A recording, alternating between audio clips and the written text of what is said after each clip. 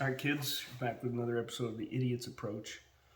So, we're going to start working on the dust collection in here. It's not that great. Got an old 1 horsepower Delta over there, and it does okay. But the bag, I believe, is only like a 30 micron bag, which lets a lot of fine stuff out. I found a pretty cheap used Harbor Freight brand 2 horsepower dust collector on the marketplace, Facebook. So got it pretty cheap, well under $100 what it is retail, and it looks like it's barely been used. So we're gonna modify that, make it a little more powerful with a different impeller, and then we're going to arrange a system on the wall that hopefully I can duct into the rest of the shop to some of the major machines. Now, I have no idea what I'm doing when it comes to metalwork. If you buy a Cyclone separator, which is a really good way to pull heavy chips out of the airflow to save your filter, it's like $300 for a plastic version that would fit 6-inch ducting. It's like $1,200 if you want a big industrial model. What I'm going to do is we'll just try to make one. Probably not going to work, but I found some scrap laying out behind the shop here, some real thin gauge stainless, and we're just going to try it. Worst case scenario, we waste some time and some materials that are, for all intents and purposes, free. So let's try it out. All right, kids, we're back to doing stuff we have no business trying to do. The plan here is to try and make a giant cone out of that piece of metal. This is likely not going to work, but I thought we ought to try to understand some of the math here. It took me a really long time to figure this out. Lots of internet searching, but basically we're going to make what's called a frustum, I think, or a truncated cone, right? So you're making a conical shape, but we're going to cut this section up here right there. So you got to do some math to hand draw this out. Now you can print templates off the internet, all kinds of calculators in there, but this is a really big piece. I'm not going to go to a print shop and have them print a template out, so I decided let's try and hand draw this out. So what you need to know are the dimensions of the cone that you want to make. So you want to know the height. So in this model here, we made it 4 inches. You want to know the width or the diameter of the base, so the largest chunk of the cone, the largest opening of the cone. In this instance, we use 4 inches as well. Then you want to know the diameter of the smallest opening. In this instance, 2 inches, right? So you're going to start by drawing a straight line, the width of your base, which is 4 inches. In the middle of that, at a right angle, you're going to draw a line equal to the height of your cone, so 4 inches here. The top of that, you're going to draw a line, the width of your smallest opening, 2 inches, the middle of which is intersecting with this line here. Then you're going to lay your straight edge down, and from this point to that point, you're going to draw lines on either side to the point that they intersect right up here. Now, this is just to lay out geometry. The way you're going to create the pattern is you're going to put your protractor up here. In this instance, I didn't have a protractor that long. So I'll put a pin in here, laid my ruler against it, and I started right down here at the base of this first line, and I made an arc all the way around. I repeated that process starting here and ending here and arcing around. That's going to give us the first portion of our template here, right? So the next thing you have to do is figure out the circumference of the base right here of your cone. So what you got to do is you multiply A, which is your diameter, by pi to get 12.56 inches, and that's going to be your circumference. So if you've got a cone with a 4-inch diameter base, the circumference of the base of that cone is going to be just over 12.5 inches. Now, how do you mark out 12.56 inches along this curved line? Your tape measure is not going to do that, and you're sure not going to do it accurately with this. So what you can do is you pick some arbitrary number. I mean, it needs to be big enough that your intervals end up being small enough to manage. You call these arcs. So I picked 20 because it gave me a reasonable number there. So you're going to divide 12.56 by 20, and that's going to give you 0.628 inches. Now this would obviously be a little easier if we were working in metric, but we're not a bunch of communists here. So I used my micrometer here, or my caliper rather, to set at 6.28. Now, a good real protractor is going to have some intervals up here that you can use to measure that. This one doesn't. So anyway, did that, marked it out, locked it down, and then you're going to walk this along the arc for the base of your cone. So basically, you're going to stick the pointy ends down, flush on your material, and pivot it. And you can see I've made marks all the way along it. So you're going to walk it all the way along this. And you're going to do that the number of times you divided that circumference by, so 20 times.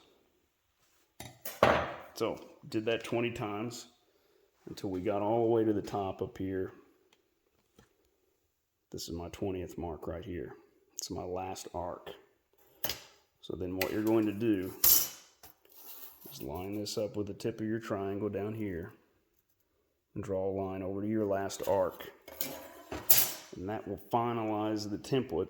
So this section right here, this curved piece in between this line and this line, is going to be the material you'll need to fold around on itself and create a cone with a 4-inch opening base and 2-inch opening top that is 4 inches tall. I think, anyway. So the next step is to translate it to this big piece of metal. So I think what I'm going to have to do, because I've tried laying this out already a couple of different times, is I'm going to use my table. And I've already drawn out a triangle just like we did earlier with the same dimensions that I want my cone to have when it's finished. So we're going to end up with a 18-inch base and a 6-inch opening at the top up here. This is going to be about 2 feet high. And we're going to add some tabs later on so we can create overlaps to fasten this together. Trying to lay this out on this piece of material is not going to work, because once you start at this tip to draw your arc out, if you're starting on this piece of paper, it's going to go, or this piece of metal is going all the way off of the material and back. So what I had to do was draw this out, and I think the way I'm going to make this work, maybe, is to line up this piece of material with this outer diagonal of the triangle, this outer leg of the triangle.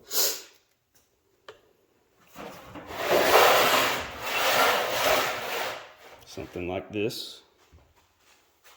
Clamp that down, use a piece of string secured at the top, and create my arc around this way. And I think that will allow me to lay this out and not bring my lines off the sheet. All right, so we got this marked out. Now, went along the top and the bottom, about an inch from the main line there, made these little dashes, and I did the same thing on this side. And the purpose of this is, this will make a 1-inch overlap, so when it curls around on itself, I've got an inch of material down the seam, then I can rivet that together. For these, see my dashes here, I'm going to cut some angles out of those so I can fold down some little dog ears there. Use that to fasten it to some other parts on the top and bottom, but first we got to get to that point. So let's just see if we can do that.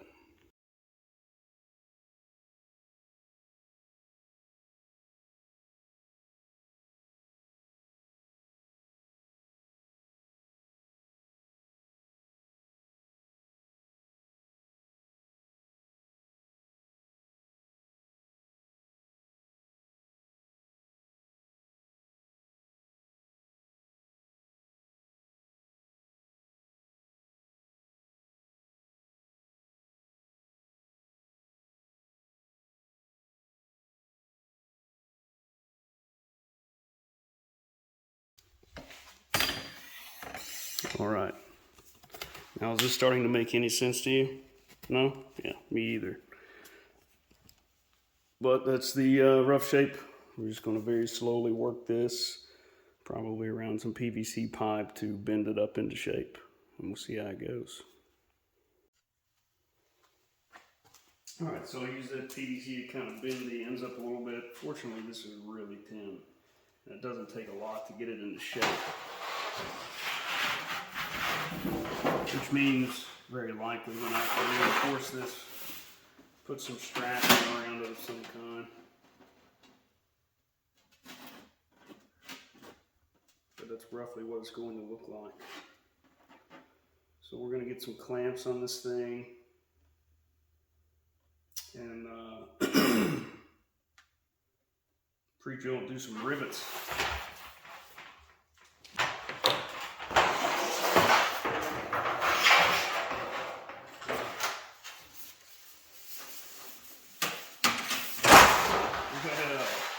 That's a wonderful way to lacerate yourself.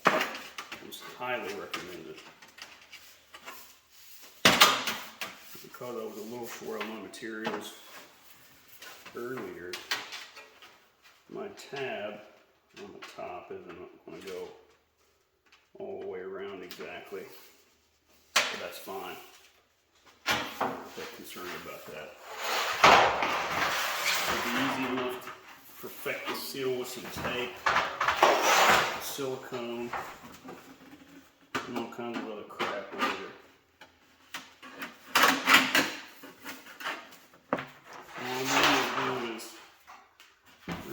This thing by hand very slowly so that I don't have to use an outrageous amount of clamping pressure to hold this together while I'm trying to rivet it. Basically, I want it to just naturally want to stay in this shape. This is going to take a little time.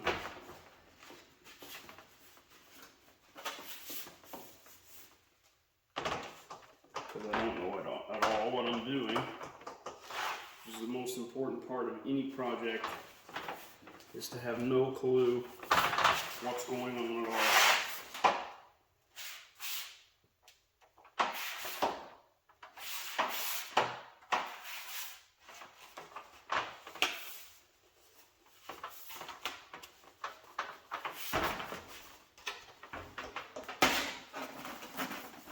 Just got to be very careful not to put any major creases in this thing. That's why you really got to take your time.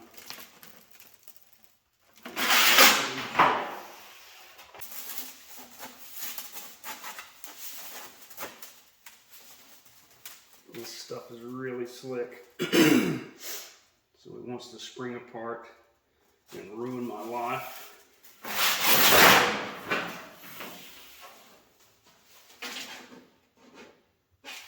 Getting there, slowly but surely.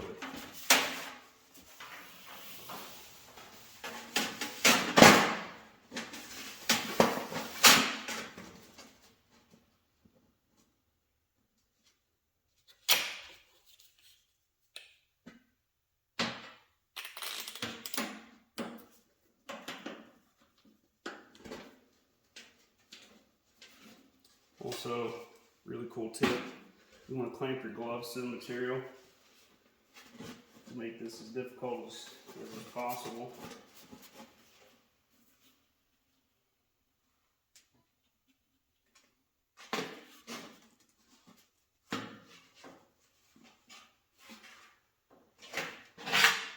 So we got the rough shape of a cone here. Starting to make a little more sense what we're trying to do here. I got to get this lined up a little better. But we'll come through here, pre-drill this, put some pop rivets down that seam to hold it together. But so far, it's coming together.